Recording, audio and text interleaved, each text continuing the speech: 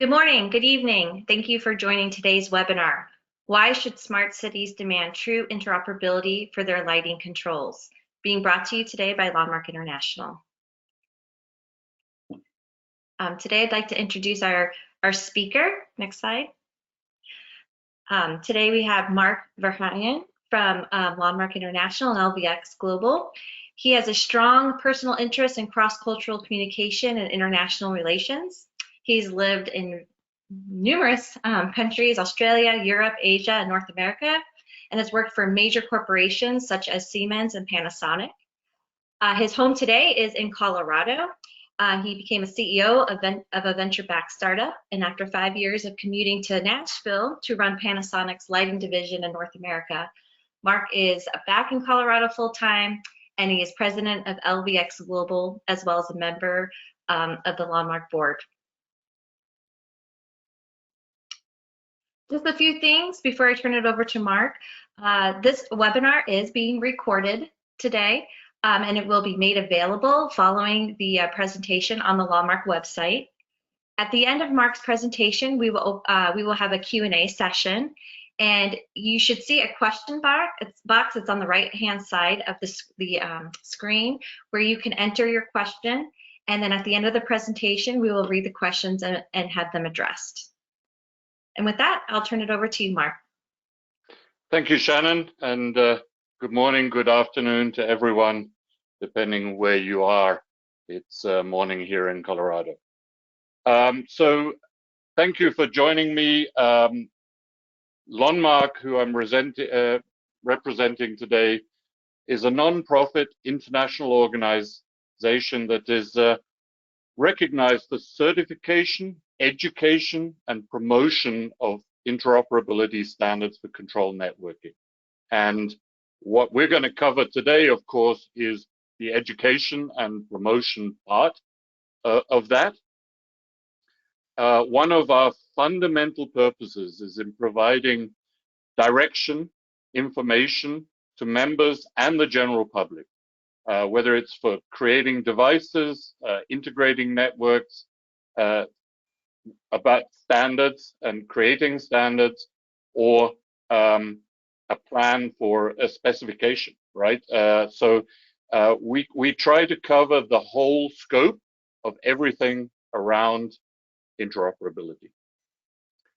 So the topics for today, I'm going to go back to basics. I'm going to talk about, what is interoperability and some definitions, because there's a little bit of confusion out in the market and about various terms. I'm going to talk about different levels of interoperability and why is it important? What are the benefits of interoperability?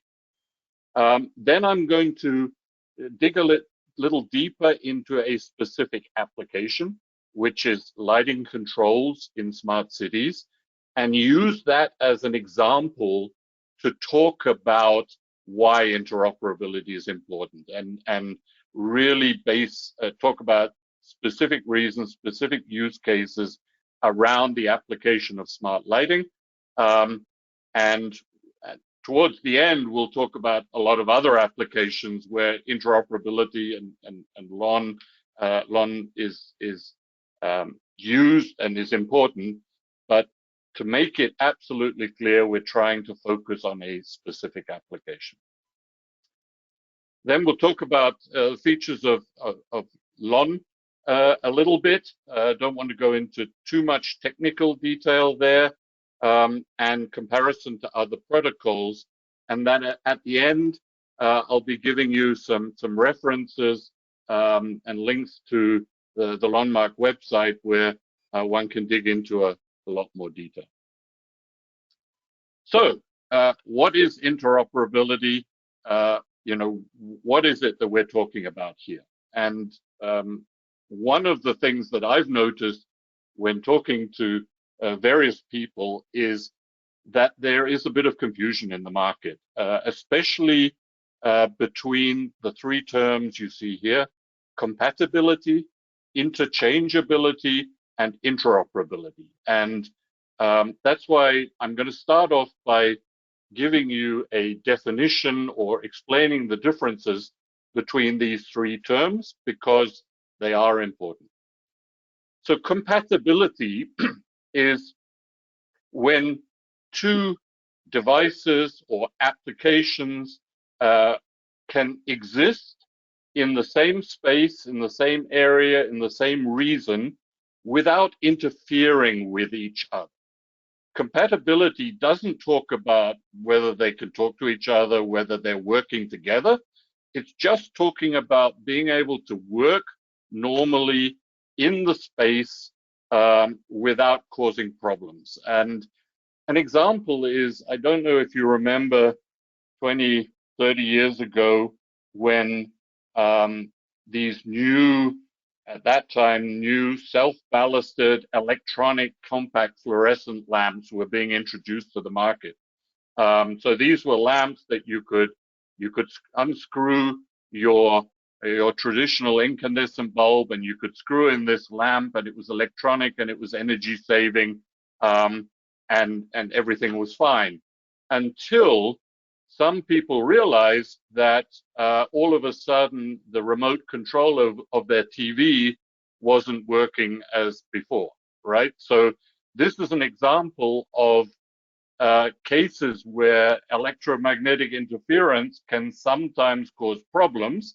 And if that's the case, then those systems are not compatible. They're totally different applications, but interfering with each other. So that's a problem. Compatibility is very important, and that's why there are a lot of standards and testing that happens about making sure that devices that are brought to market will not interfere with other devices. But just because products are compatible does not mean that they will work together or communicate with each other. The next thing is interchangeability. This is really where we're talking about two different devices or two devices from different manufacturers, but these devices have exactly the same function, right? And a use case is, let's say you have a light bulb manufactured by Philips Signify as an example, and it's according to a certain specification, has the same socket, same power output and everything like that. And you take the same specification from GE, and when one fails, you replace it with the other, and you can expect them to work exactly in the same way. That is interchangeability. You've got two devices with exactly the same function that can be interchanged, and things will continue as normal. So, in the control space, you can have two controllers that have the same functionality and can be exchanged with each other. Really, the importance about interchangeability is that the substitution happens between devices that have exactly the same function. So now we come to interoperability.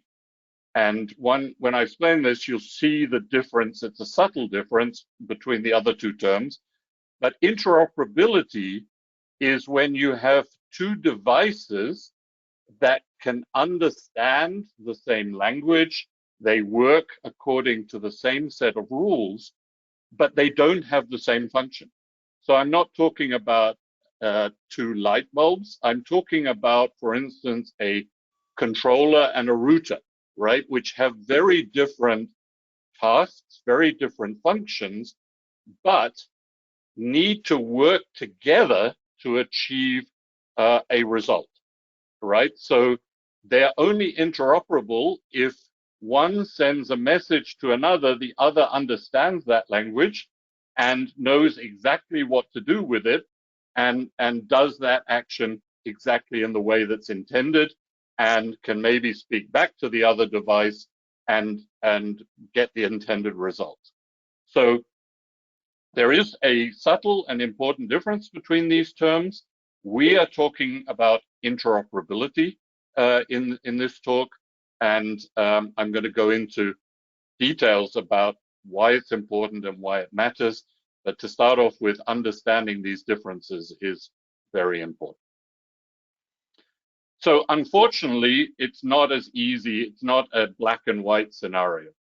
Unfortunately, there are different levels of interoperability. So looking at the extremes, we talk about proprietary systems that are closed. A communication is owned and managed by a single organization, and that allows limited access to it. Proprietary systems can fulfill their intended function very well, but there are limitations as far as the flexibility of making changes, adding things to it, and so we'll talk about it. So the proprietary systems are usually the least interoperable on the one end of the scale, and then on the other end of the scale, you've got fully interoperable systems that are based on an open protocol, which is generally standardized and available to anyone, right? Anyone can create devices that fulfill that standard and can become part of the open protocol and provide interoperable systems. So those are the two extremes. To make life difficult or complicated, there are a few levels of interoperability in between those two extremes. So people in the control space will recognize this diagram, the OSI model, which basically describes the different levels or layers of a communication network. And so one area of differentiation or level of interoperability is what layers are interoperable. So there are many solutions being provided where there is interoperability at 1 or 2 or 3 layers, and that's partial interoperability, of course, and it's being claimed to be interoperable. The full interoperability would be if the system is offering interoperability at all 7 layers of the OSI model. That's one way of looking at it. Another way of looking at it is if you look at an application, right? And here is a model showing street lighting and how street lighting controls work. And you've got out in the field, you've got the light fixtures, and then you've got a central management system that is able to influence and control those. And due to the large distances between the central management system and the individual fixtures in the field, you usually have some kind of gateway, router, controller out there, and different devices. And there are different ways of setting it up in a star or a mesh configuration. That doesn't matter. What you'll often find, or when you're looking at a system and asking yourself what level of interoperability is there, you'll find sometimes that there's interoperability for certain parts of the system. So an example could be between the central management system and the gateway is an interoperable controls protocol and solution. But then between the gateway and the light fixture, it could be proprietary. So another way of inquiring or considering whether a system is interoperable is it interoperable over the whole path of the control system from the central management system right through to the light fixture, or does the interoperability claim refer to certain segments of the network? So there are two different ways, and really, if one per definition were to say this system is totally interoperable, then it would mean that it has to be interoperable over all 7 layers of the OSI model and from the start to finish of the controls network. And so, but for applications, it's not always absolutely necessary to have that full level of interoperability, and in most applications in the field, it's not the case. But we'll talk about what are the benefits if you do have that full level of interoperability. So, who are the main beneficiaries of interoperability? Who does it matter to the most? Really, it's the owner, it's the end user. But the owner and end user will usually designate tasks to designers, integrators, operators who are running, designing, installing, and running the systems for them. So the benefits of interoperability really are advantages for designers, integrators, owners, and operators, with the end user being the end beneficiary of the solution, and we'll explain why. So interoperability gives the ability to pick and choose the best components for an application. And in some cases, this means taking components from different vendors, right? If they are interoperable, they will work together, and you can choose, as a case, maybe you want something in bright yellow, and but for a different application or a different product, it's only available in a different color. So you can mix and match if the products and solutions are totally interoperable. That's one case. You have the ability in an interoperable system to modify and expand the system at a later stage due to things that change in projects, without being dependent on a specific supplier or manufacturer. This can be very important. You can manage the risk of component or manufacturer obsolescence. We're in an uncertain world. Companies make decisions to abandon product lines. They go out of business. They get acquired. Things are changing all the time. And we are talking often in infrastructure projects about applications that are expected to last 20 or 30 years. That's a long time, right? So how do you manage the risk of components not being available in the future from a certain manufacturer?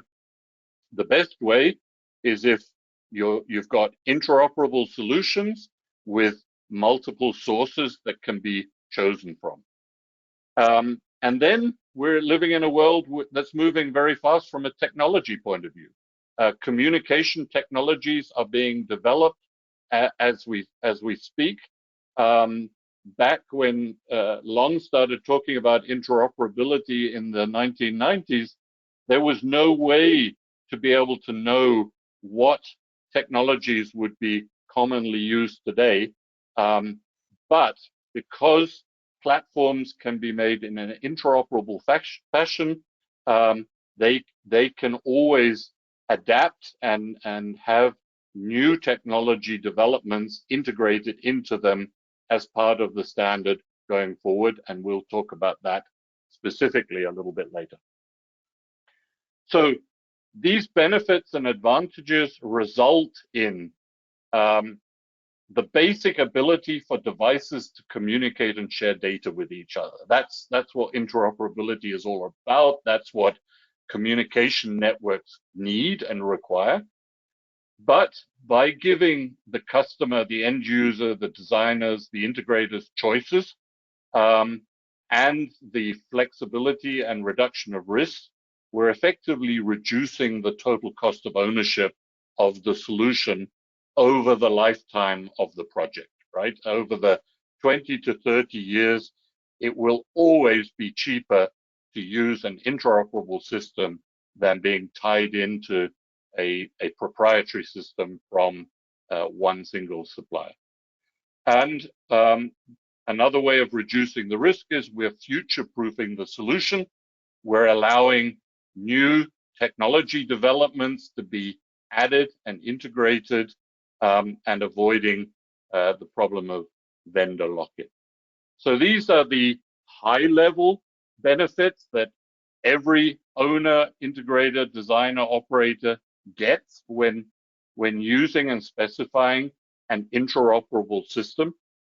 Now we're going to dig into some specific use cases and reasons around the field of smart lighting. So if you imagine, a traditional city beginning or middle of 2000, so actually LED for street lighting started to come. It was mature enough to come to the market around 2006, 2007. Those were the first mature product introductions. The benefit that LED lighting brought to the cities, the primary benefit was energy saving, significant energy saving, but there were additional benefits, long lifetime, and then they're easy to switch on and off. They're dimmable. Color change is a factor. So the main reason was energy saving and long life. So cost saving over the life of the project compared to traditional technologies. The side benefits were easy to control. So there was an opportunity right from the beginning to change over the LED lighting, but also to install controls, right? So it didn't always happen, but the forward-thinking cities specified controls to be added at the time of the lighting retrofit. When we look at cities, we're talking, depending on the size of the city, we're talking about many hundreds of thousands of light fixtures in some cases. So Los Angeles, 300,000 light fixtures. There is no way that those light fixtures could be replaced in a short period of time. The logistics and the cost is way too high. So generally, we're talking about replacement projects happening in phases over a period of 10 or more years, zone by zone, region by region. And as a result, cities need to make decisions around equipment and control networks that can be expanded over this period of time. So street lighting, by the nature of the fact that it's spread evenly across the territory, has started to create the basis for communication in smart cities. If you have network street lighting spread across your city, you have a communication network there already, and that's very important. If you are using standardized open protocol and interoperable devices, you can be sure that you're not going to be stranded in 10 years for some reason that a device that you started to use 10 years ago is no longer available. And if it's no longer available, there will be another newer model or a different model that is interoperable that will allow you to consider expanding your network over this period of time. That's a very important factor when you're looking at these large and long-term projects. So that's the first reason, making sure that you're going to be able to continue to expand over a long period of time. The second reason is being able to add other applications. So lighting controls are often the first technologies to be implemented. The reason is that really the benefit of these energy saving is financing the equipment and installation cost of changing out these big installations. However, lighting, because it's electrified and evenly spread, it creates a fantastic platform for other technologies and applications, right? They're really the basic requirements of somewhere to mount a solution, a device, and provide power to it are given in ready connected lighting solutions. So interoperable standardized communication protocol, the second benefit of that means that you can easily add new applications. So even if you have a network that is installed for lighting control, if it's interoperable, you can add other applications to it at a later time and still expect to achieve your communication, right? So this avoids the need every time you add a new application to have to add a separate controls network. Unfortunately, we are seeing it in a lot of cities and areas where basically you have a whole lot of overlapping solutions that are all communicating with each other individually. That doesn't need to happen. If you have interoperable solution communications protocols, you can use them for many, many different applications. And then the third major reason or benefit for smart cities, when they start their projects, they look at obviously their territory. They're worried about their lighting, their controls, their communication, city by city. So they're creating islanded solutions. We are seeing in the building sector a movement towards connected smart buildings and the benefits of having buildings communicate with each other, sharing data around their energy usage and energy supply and things like that. And there is also already a need for, if you imagine shopping centers, to connect the buildings to the outdoor spaces, right? Parking lot management connected to building management is a trend that we're already seeing. But we know that cities in future will need to communicate with each other. They will need to share data. If you're looking at traffic management, traffic doesn't start and end in a city. It goes from one city to another. And so in order to do good, successful traffic management, you need to understand what is happening in the cities around you. So data sharing, having systems that can communicate with each other between cities is going to be more and more important. The way to achieve that is by specifying right from the beginning open, standardized, interoperable devices and solutions, and these will allow the possibility of data sharing in the future. If they're open standard, if they're interoperable, it doesn't matter which decision, which supplier one city decides to take. It might be different from the other city, but the solutions can still communicate with each other. That is a huge benefit and cost saving and allows flexibility going forward. So now, this slide, has a lot of detail. I'm not going to go through it, but again, from a point of definition, we do need to separate some technologies that are out there and talk about the definition. So we hear a lot of terms like LoRa, Zigbee, WeSun, Bluetooth Low Energy.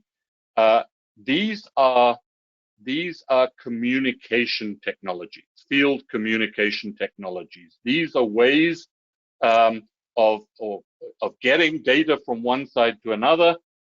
They are standardized, of course. A LoRa receiver has to be able to talk to a LoRa transmitter or vice versa. But that's all they are. They are field communication technologies. Then we have what we call integration technologies, and LON is one of those. OPC UA is another example. These are technologies that allow specific applications to communicate with each other using, ideally, all of the different field communication technologies and with a high degree of interoperability. And then there are technologies, and I've used Tolk as an example here because it's being implemented in street lighting applications. This is really a translation technology. So this is interoperability at the application layer. It's taking information from different solutions, different technologies, translating it into a usable language so that it can be used across a platform of different applications. So I'll leave it at that for the time being. It's really important to sort of understand some of the differences between these things. Again, there's a little bit of confusion in the market. A lot of these things are claiming to be interoperable, and they are interoperable at a certain sector, at a certain level, and that makes it slightly harder to drill down and work out what it is that you really require. Talking about, future proofing, I want to spend the next couple of slides talking specifically about LON and giving LON a bit of a plug, because LON was was actually the first profile focused on interoperability and open source way back in 1992 as these discussions started. And it is still relevant today. And the only way that relevance can be achieved with so many different new technologies being brought to the market is that it is being adapted. It's open, interoperable standards are being added to the framework and basis of the solution that allow this future proofing. And you can see here on this slide all of the new standards that are available, and the latest one is the cloud standards that has just been approved last month, actually, achieving continuous operability even at interoperability even at the cloud layer, and we'll talk about that a little bit later. So obviously I've been focusing this presentation on lighting, but I don't want to hide that there are hundreds of different applications that have been successfully using LON as an open interoperable protocol in the past, and some examples are here. And the beauty of a standardized data model is that you can create objects in it and expand it universally for pretty much every application you think about. And the dream world is that all solutions that are being designed and put into the market are interoperable and allow the end user all of the benefits that we've talked about. So last slide focusing on LON, but looking at it from a slightly different level. Basically, we talked about the 7 layers. I'm sort of compressing it into 4 layers here. We have the field layer, what's out in the field. Basically, the benefits here is you don't have a technology lock-in. You're flexible as to which suppliers you can use for a specific application in the field. You can decide in the field which communication technology you want to use, and you can use them in a hybrid manner, right? So you're not tied down to saying, okay, I'm going to use, I need to use fiber optic. You can combine a radio frequency mesh technology with high definition power line communication with fiber optic. You're totally flexible as to what you use, and there are all kinds of IP connectivity solutions also available. When we're talking about the control level, again, you've got choices, right? That's the important thing. You've got choices between vendors, no supplier lock-in.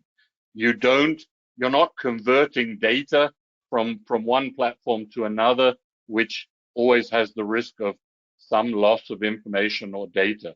And you've got a very transparent flow of data in the system.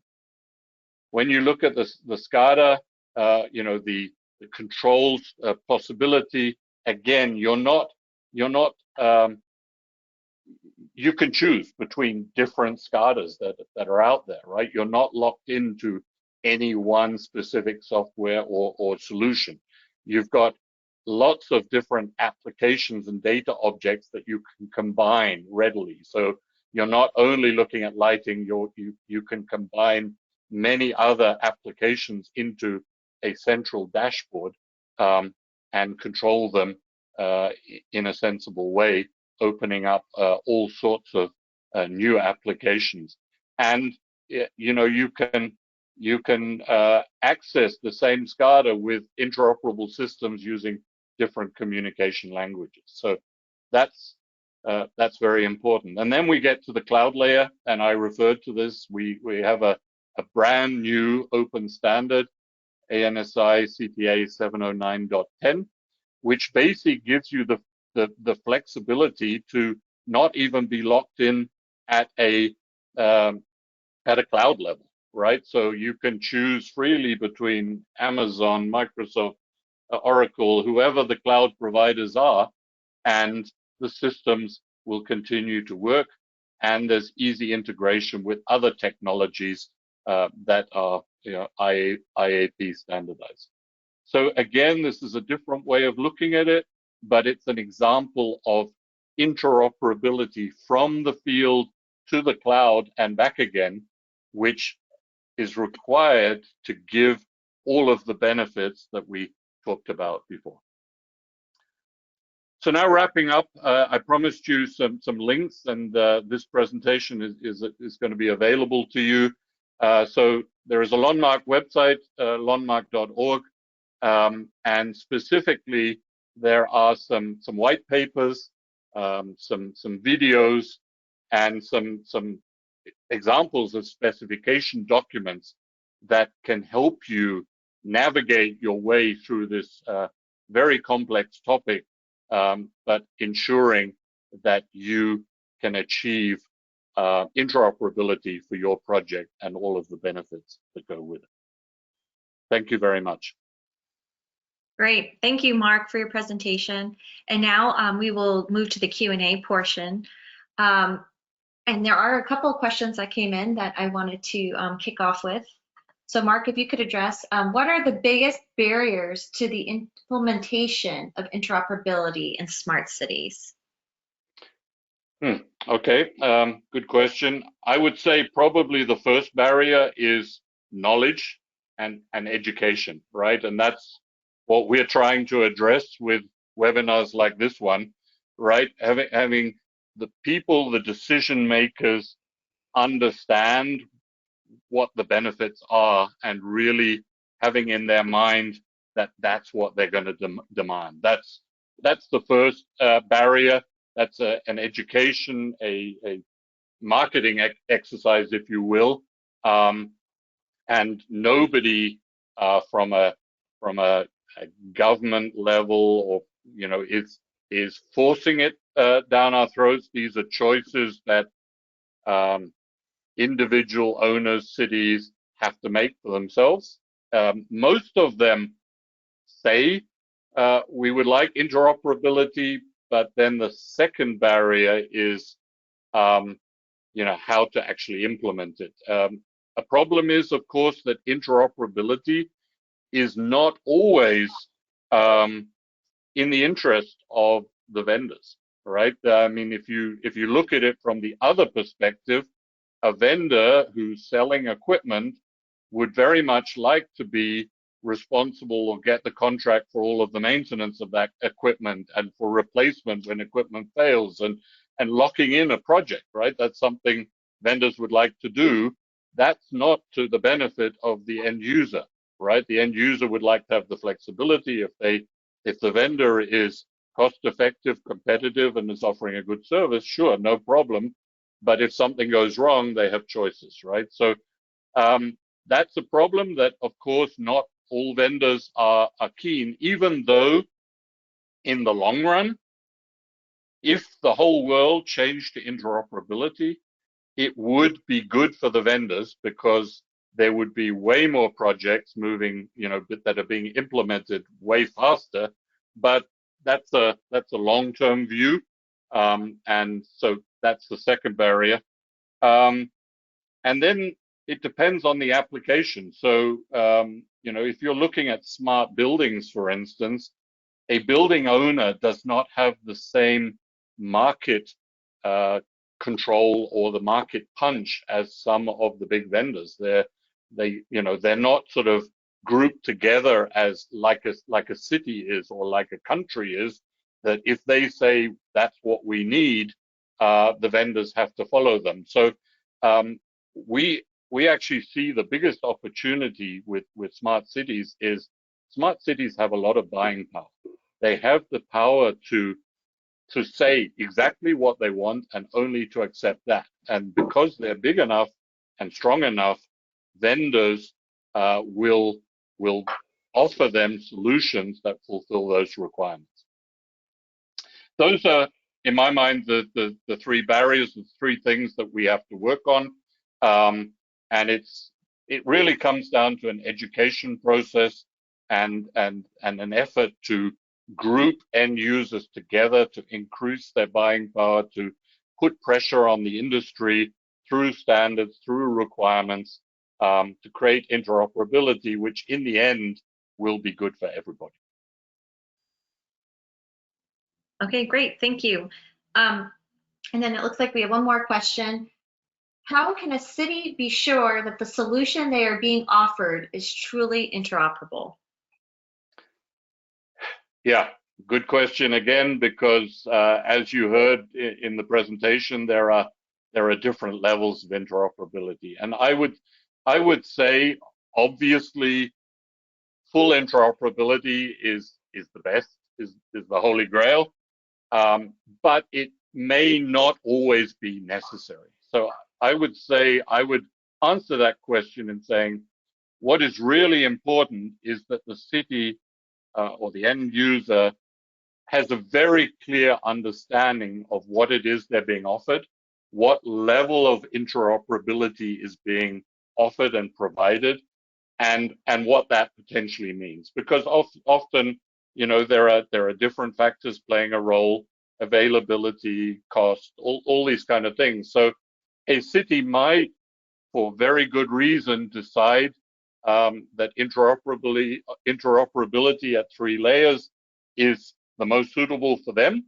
The important thing is that they know exactly what that means and that they're able to evaluate an offer that really provides that. So often it's down to detailed questions and a detailed specification, right? If a supplier has to fulfill a clear and detailed specification and is doing that properly, then you can have a fair amount of confidence in what you're getting.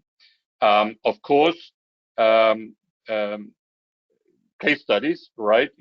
A supplier who's making an offer can be asked to prove that their systems have been integrated with interoperably with systems from other suppliers.